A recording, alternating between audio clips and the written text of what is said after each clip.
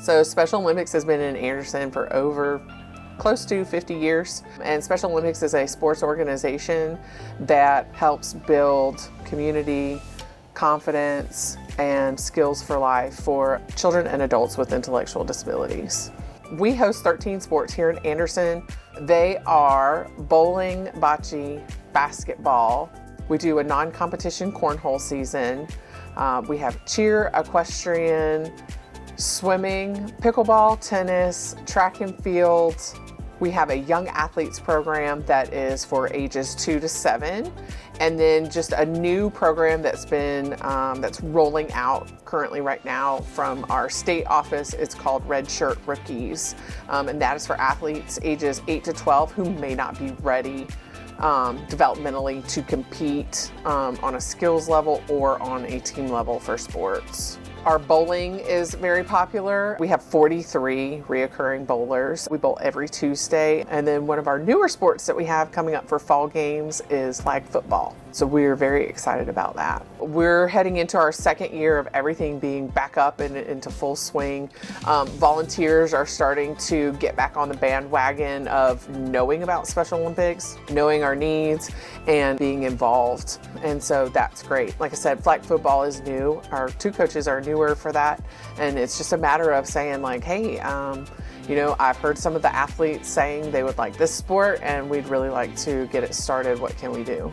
So we are gearing up for fall games. Our fall games will be in Myrtle Beach. We have a traditional Special Olympics flag football team, and then also very exciting, we have a unified flag football team that'll be going. And unified is a big deal because it is when traditional athletes compete alongside of Special Olympic athletes on the same team against other unified teams. And so we're very excited about that as we spread the message of inclusion. Unified teams and unified sports are a big main goal for Special Olympics. So we'll have our flag football team going, and then also we will send our masters bowling, which is ages 21 and up. So we're very excited. We're going to be able to have our very first talent show. There's been a lot of buzz from athletes about wanting to host a talent show and get up on stage and have their moment. And so we're very excited to put that together.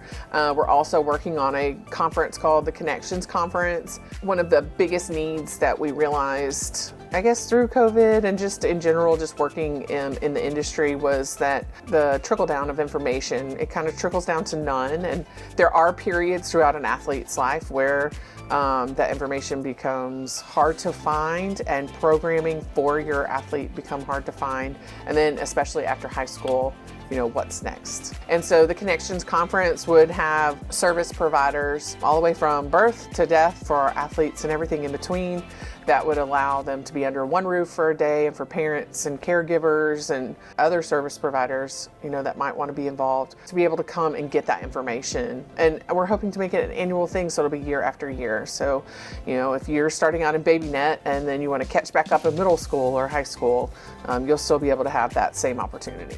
And then we will have our annual You Are Beautiful pageant, which is January 18th at the Civic Center. That's a lot of fun. Last year we had a record number of participants. We had 35 participants, and so our goal this year is just to break that number. And we actually have a participant who has been calling us since last year from California who would like to come and participate in our You Are Beautiful pageant. And so we're very excited and hopeful that they will come and participate. So we have a Facebook page. It's the Anderson Area 14 Special Olympics Facebook page.